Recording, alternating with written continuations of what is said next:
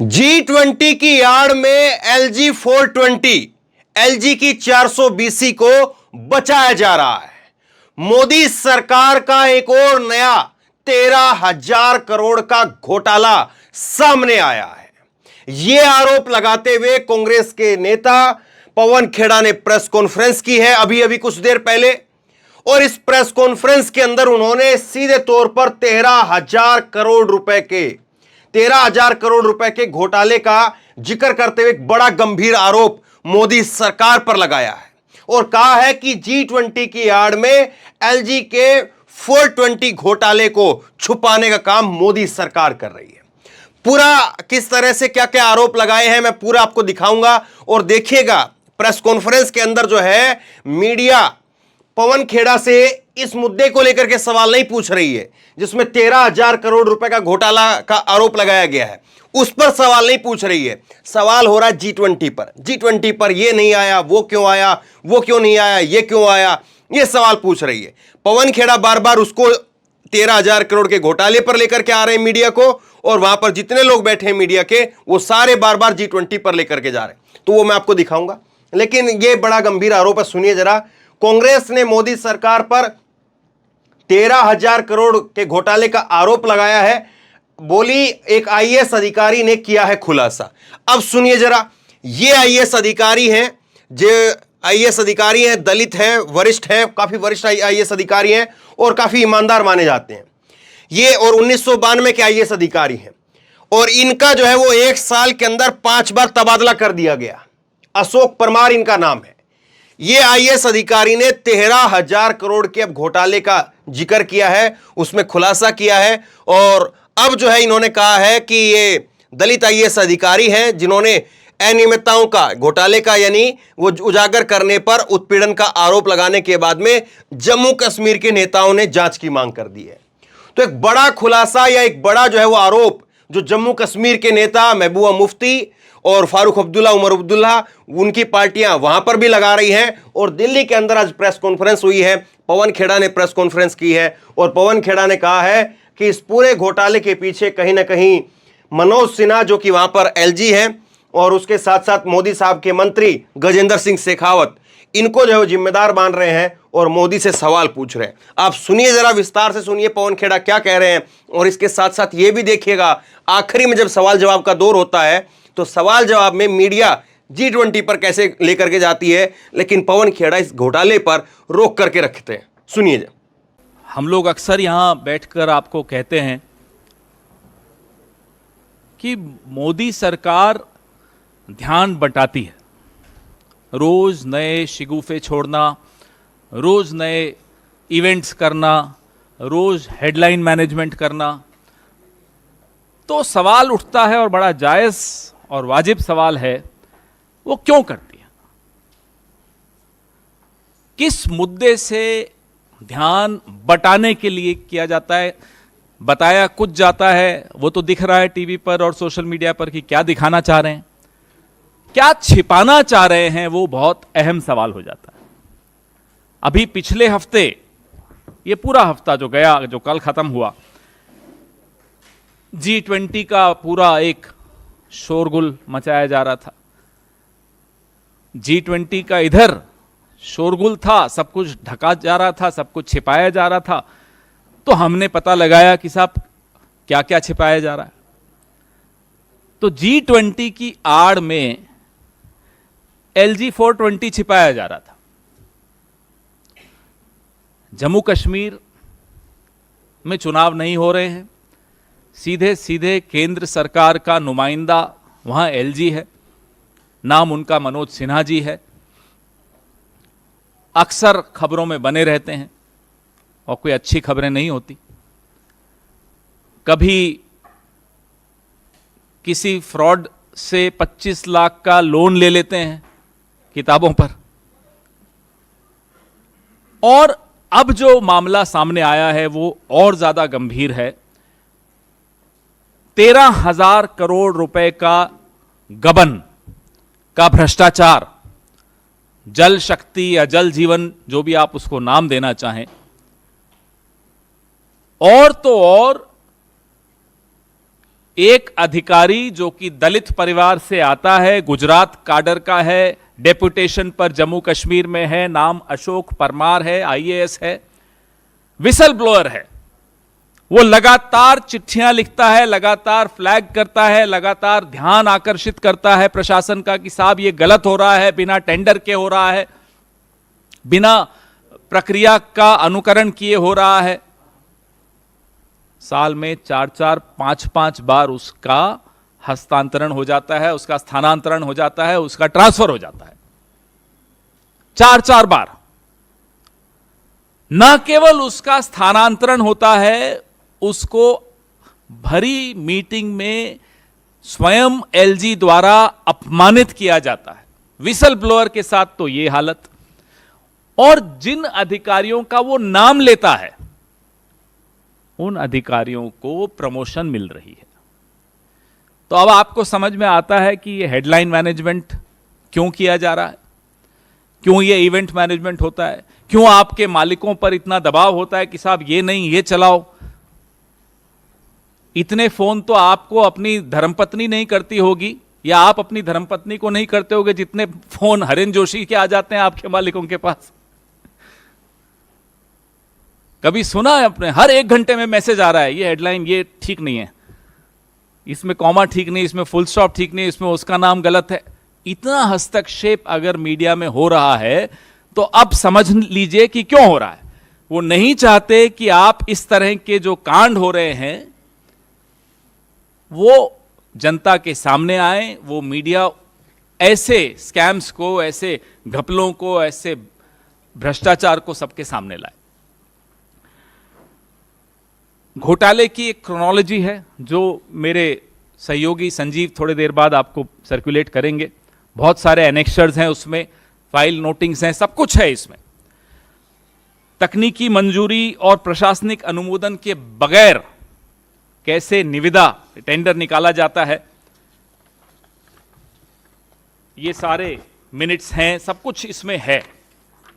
और कैसे इंजीनियर्स की और अधिकारियों की जो कि शामिल हैं इस कांड में, उनको प्रमोशन दिया जाता है, उसको सही जगह पर उनको बैठाया जाता है, और जो जानकारी सार्वजनिक करना चाहता है उसको प्रताड़ित किया जा रहा है। अनियमितताएं बाहर न आए उसके लिए योजनाओं को बांट दिया जाता है, क्लब करने की जगह अलग अलग कर दिया जाता है। और कॉम्पोजिट टेंडर की एक प्रथा थी, उसको कैसे त्याग दिया जाता है, वो सारा खुलासा ये जो अशोक परमार हैं इन्होंने सार्वजनिक किया, विसल ब्लोअर बने। उनके साथ क्या हुआ मैंने आपको बताया ही है। एक बहुत व्यापक सी एक शिकायत उन्होंने 17 अगस्त को अभी इसी महीने, पिछले महीने की थी, जिसमें उन्होंने ये बताया, और मैं उससे कोट करता हूं, कि एलजी मनोज सिन्हा ने 6 जून 2022 को उन्हें बिना किसी गलती के परेशान करने और अपमानित करने के उद्देश्य से बैठक कक्ष से बाहर निकाल दिया। एक आईएएस ऑफिसर हैं, एक विसल ब्लोअर हैं, एक दलित परिवार के हैं, और संघर्षों की एक लंबी चौड़ी दास्तान है इनके आईएएस तक पहुंचने के लिए। गुजरात से आते हैं, उनको सचिवों की समिति की बैठक से कक्ष से बाहर निकाल दिया जाता है, और भारत सरकार की जो स्थानांतरण नीति है, जो ट्रांसफर पॉलिसी है, उसका उल्लंघन करते हुए लगातार इनका स्थानांतरण किया जाता है। जब अशोक परमार ने इन भ्रष्ट आचरणों को उजागर किया तो उनके साथ यह सब हुआ। इन्होंने राष्ट्रीय अनुसूचित जाति जनजाति आयोग को भी पत्र लिखा और उत्पीड़न की, धमकी की, बदतमीजी की, ये सारे शब्द उन्होंने इस्तेमाल किए उस पत्र में। स्थानांतरण के बारे में सवाल भी उठाए कि साहब एक जातिगत भेदभाव और पूर्वाग्रह से ग्रसित होकर यह स्थानांतरण किया जा रहा है, उनको प्रताड़ित किया जा रहा है, लेकिन कोई जवाब नहीं मिला। मैंने अपने प्रेस नोट में जो नामित अधिकारी हैं जिन पर भ्रष्टाचार का आरोप अशोक परमार जी ने लगाया है, उनका पूरा जिक्र इसमें किया है। 2 अधिकारी हैं, खास तौर पे आईएएस अधिकारी हैं, उनके बारे में भी इस पर पूरा आपको इस प्रेस नोट में जानकारी मिलेगी। हमारे कुछ सवाल हैं। हम बार बार आरोप लगाते हैं कि ये बाबा साहब अंबेडकर के संविधान के खिलाफ ये सरकार काम करती है। अब उसका एक प्रत्यक्ष आपको प्रमाण भी दे रहे हैं कि एक आईएएस अधिकारी को मोदी सरकार 13,000 करोड़ रुपए के बड़े घोटाले का पर्दाफाश करने का एक तरह से सजा दे रही है। तो क्या ये जवाब देंगे कि इसका किंग पिन कौन है, बड़ी मछली कौन है? ये तो हो नहीं सकता कि साहब कोई एक आईएएस अधिकारी किसी को प्रताड़ित कर रहा है अपने जूनियर को। ये भी हम नहीं मान सकते कि सिर्फ एलजी अकेला इतनी हिम्मत दिखा सकता है। एलजी के ऊपर कौन है, किसको छिपाया जा रहा है, किसको बचाया जा रहा है, ये 13,000 करोड़ जा कहां रहा है? ये हमारा पहला सवाल है। गृह मंत्रालय में शिकायतों के बावजूद, सीबीआई जांच की मांग के बावजूद, जम्मू कश्मीर प्रशासन या मोदी सरकार या गृह मंत्री, जिनके सीधे नीचे ये एलजी आते हैं, उन्हीं को रिपोर्ट करते हैं, ने जल जीवन मिशन के क्रियान्वयन में जो घोर अनियमितताएं हुई है उसका जांच का आदेश क्यों नहीं दिया? फिर से वही पहला सवाल आ जाता है, किसको बचा रहे हो, किसको छिपा रहे हो, क्यों नहीं जांच की मांग को स्वीकार कर रहे हो? और एक दलित आईएएस अधिकारी का उत्पीड़न, वो राष्ट्रीय अनुसूचित जाति आयोग को वो लिखता है, आज तक इस आयोग ने क्या मनोज सिन्हा को तलब किया? हमें मालूम है नहीं किया, तो हम जानना चाहते हैं क्यों नहीं किया। यह आयोग भी क्या राजनीतिक है? सिर्फ अपने राजनीतिक प्रतिद्वंदियों के लिए बनाया है? आपके अपने एलजी के खिलाफ इतनी गंभीर शिकायत आपके मातहत एक दलित अधिकारी करता है और आप उस पर चुप बैठे रहते हो, यह क्या दिखाता है? मोदी सरकार ने इस अधिकारी अशोक परमार के खिलाफ झूठे आरोप भी लगाए, यह दावा करते हुए कि कॉन्ट्रैक्ट समिति का वो प्रमुख बनना चाहते थे, जबकि इसका कोई लिखित कहीं भी आपको रिकॉर्ड नहीं मिलेगा। हवा में आरोप लगा दिए, उसको डिस्क्रेडिट करने के लिए, उसकी जो बात है उसको एक तरह से मटियामेट करने के लिए। तो ये उल्टा चोर कोतवाल को डांटे का सिंड्रोम क्यों है? आपके अपने राज्य का अधिकारी है, संघर्ष करके यहां तक पहुंचा है, एकदम जो हिंदी पिक्चरों में भी देखते हैं ना, उससे भी ज्यादा कड़ा संघर्ष इस व्यक्ति ने, इसके परिवार ने किया यहां तक पहुंचने के लिए। तो हमारे ये 3 सवाल हैं, इसका जवाब पूरी उम्मीद है हमें कि नहीं मिलेगा, लेकिन पर्दाफाश मोदी सरकार की असलियत से हो जाता है जब इस तरह के आरोप लगते हैं, और जब चुप्पी होती है, वहां से कोई जवाब नहीं आता, सब आयोग चुप, एलजी चुप, सरकार चुप, गृह मंत्री चुप। अब बोलने का वक्त जो है अब जनता का आ रहा है। यू वांट इंग्लिश में बोलना है या?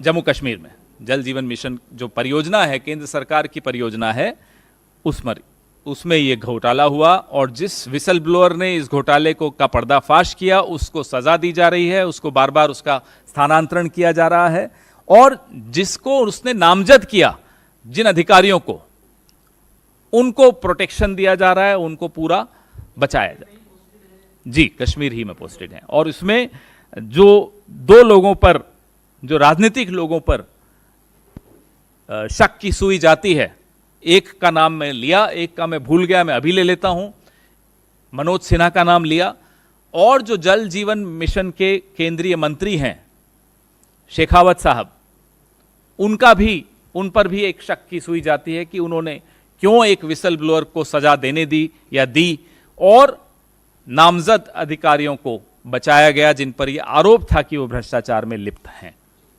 आपके सवाल? बिना टेंडर की प्रक्रिया का पालन किए, सारी जो प्रक्रियाएं हैं उनका एक तरह से उल्लंघन करके ठेके दिए गए, 13,000 करोड़ के ठेके दिए गए। ये सारा हर जिले में घटिया काम का जो निष्पादन है वो भी मैंने एनेक्सर संलग्न जो है वो भी आपको दिखेगा। विशेषज्ञ सलाहकार समिति को नियुक्त करने का अनुशंसा थी, वो नहीं करने दिया गया। तो जो एक प्रक्रिया होती है वो तमाम प्रक्रियाओं का उल्लंघन करके ठेके दिए गए, और जो काम किया गया उस काम का निष्पादन की जो क्वालिटी थी वो भी ठीक नहीं थी। तो वो आरोप स्वयं एक अधिकारी ने लगाया। नहीं, अभी इसी पे बात करिए आप, बड़ी जल्दी में इसके अलावा जा रही हैं। इससे पहले सत्यपाल मलिक जी भी इस राज्य में क्या हो रहा है वो बता चुके थे, उस पर भी अभी कोई कार्रवाई हुई नहीं है। उन्होंने बताया था कि कैसे संघ के एक वरिष्ठ नेता सुबह 7 बजे आकर इनके दरवाजे पे दस्तक देकर 2 फाइलें लेकर आते हैं। वो सब सत्यपाल मलिक जी बहुत कुछ बता चुके हैं। अब उसी राज्य से ये एक और चौंकाने वाला घोटाला सामने आया है। उस वक्त सत्यपाल मलिक जी के साथ जो हुआ वो हमने देखा, तो हो सकता है मनोज सिन्हा जी इसीलिए चुप रहते हों, ये भी हो सकता है। ये सवाल आपको पूछना चाहिए था, आपने नहीं पूछा, तो मैंने फिर भी जवाब दे दिया। और अब आने वाले 5 मिनट में आप जो जो सवाल आपके मन में हो और किसी कारण से नहीं पूछ पा रहे हो, उनका जवाब मैं यूं ही देना शुरू कर दूंगा। अशोक परमार जी अब ट्रेनिंग में हैं। प्रमुख सचिव होते थे इस विभाग के, उनको डिमोट करके ट्रेनिंग में डाल दिया। जी,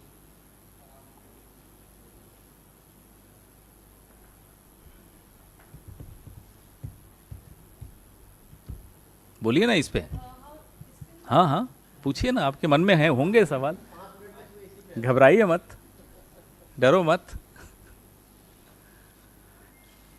कोई कारण होता है कि वहाँ चुनाव नहीं करवाए जा रहे, कोई कारण है कि वहाँ मीडिया को एक्सेस नहीं दिया जाता, कोई कारण है कि वहाँ खुलेआम कोई आदमी जाता है, Z+ सिक्योरिटी ले लेता है, घोटाले करता है, सुना उसको बेल भी मिल गई। तो क्या हो रहा है वहाँ? मनमोहन सिंह जी की सरकार के वक्त वो पर्यटन का केंद्र बन गया था जम्मू कश्मीर, आज घोटालों का केंद्र बन गया है। तो ये अंतर स्पष्ट सबको दिखना चाहिए। जी, आप क्या कह रहे थे? हम अब तो जांच की मांग ही नहीं करते, हम छोड़ दिए। हम तो चाहते हैं कि आपके माध्यम से बस ये बाहर निकले बात। अब जांच 7 महीने में तो क्या, तो ये जांच करा लेंगे, लेकिन न्याय अनुसूचित जाति आयोग से हमें उम्मीद अभी भी है कि एक दलित अधिकारी के साथ आप न्याय करेंगे। बाकी ईडी सीबीआई तो हम जानते हैं, आप भी जानते हो जन्नत की हकीकत क्या है, लेकिन फिर भी अब 7 महीने सिर्फ खुलासे होने चाहिए। अब जनता खुद करेगी जो करना है। अब मुझे नहीं लगता कि अब हमें कोई मांग करनी चाहिए जांच की।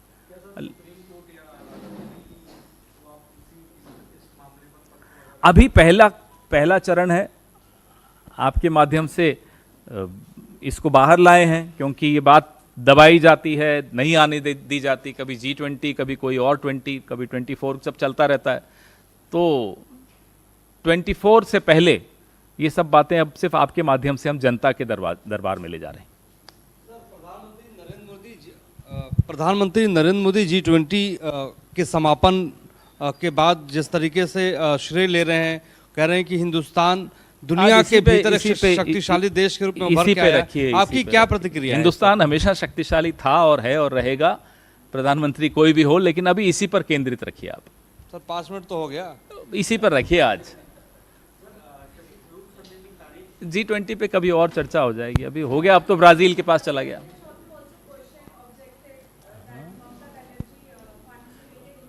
Focus on this. Let's focus on this. I don't want the focus to get shifted, please. अब ये तो मेरे को नहीं मालूम, हम तो उनके टच में नहीं है। ये तो जो सार्वजनिक पटल पे जो जानकारी है वो हमने आपके सामने रखी है। हाँ, कुछ एनेक्शर्स हैं जो सार्वजनिक शायद नहीं रहे हों, वो आपको बहुत चौंकाने वाले एनेक्शर्स हैं। काफ़ी मोटी प्रेस रिलीज है, आज आपने भेज दी, सबने देखा होगा कितने एनेक्शर्स हैं। ये सारे जो खुलासे हैं ये सरकारी कागज़ों से ही हैं जो निकल कर आए हैं। कौन कौन इंजीनियर, जिसको हटाया गया, किसको लगाया गया।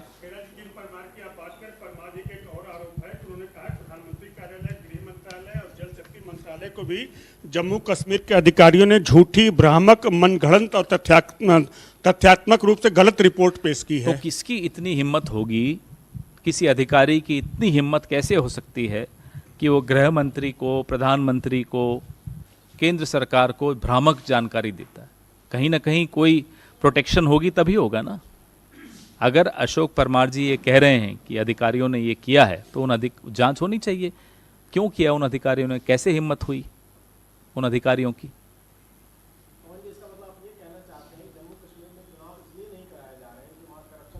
खुला खेल चल रहा है, खुला खेल चल रहा है।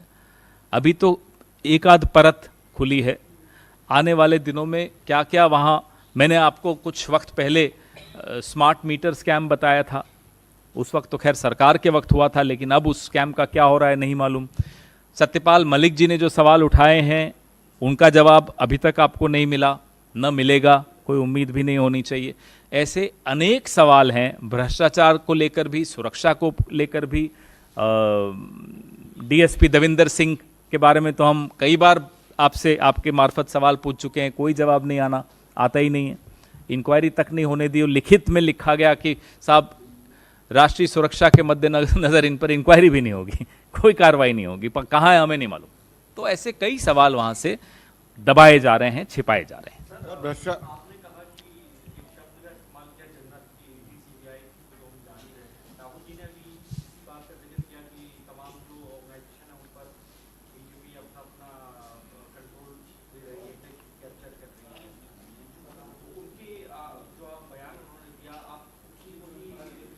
मैं आपको आज जम्मू कश्मीर में क्या हो रहा है भ्रष्टाचार का एक खुलासा कर रहा हूं। राहुल जी ने जो नाम लिए एजेंसीज के, बिल्कुल हम लगातार बताते आए हैं आपको। उसमें अब आप एक अनुसूचित जाति आयोग भी डाल दीजिए कि अशोक परमार एक दलित आईएएस अधिकारी की शिकायत पर आज तक अनुसूचित जाति आयोग ने एलजी मनोज सिन्हा को तलब नहीं किया, या बाकी अन्य अधिकारियों को जो कि अशोक परमार को प्रताड़ित कर रहे हैं उनको तलब नहीं किया।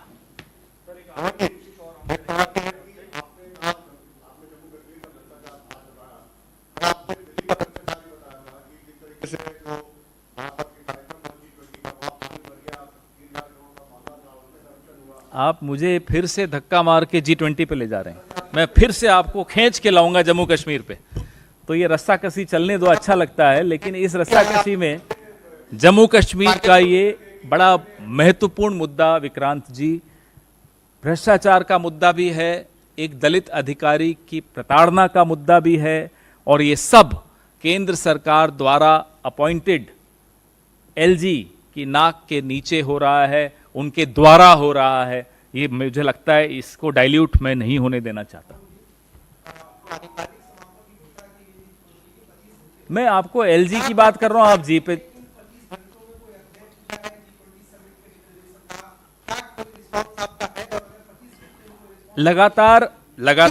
लगातार हमारे वरिष्ठ सहयोगी जयराम रमेश जी लाइव ट्वीट कर रहे थे रिस्पांस। पता नहीं आपने क्यों नहीं देखा उस लाइव ट्वीट के रिस्पांस को। तो मैं आपको इस प्रेस वार्ता के पश्चात जयराम रमेश जी द्वारा जितने ट्वीट्स G20 पर किए गए मैं आपको प्रेषित कर दूंगा, आप पढ़ लीजिएगा। उसका अध्ययन करने के लिए मैं आपको 48 घंटे भी दूंगा। फिर भी अगर आपको कोई कमी लगे तो फिर एक प्रेस वार्ता और कर लेंगे। मैं आपको फिर से दोहराता हूं, जयराम रमेश जी ने लाइव ट्वीट किया G20 पर, और उसका आपको अध्ययन करना चाहिए।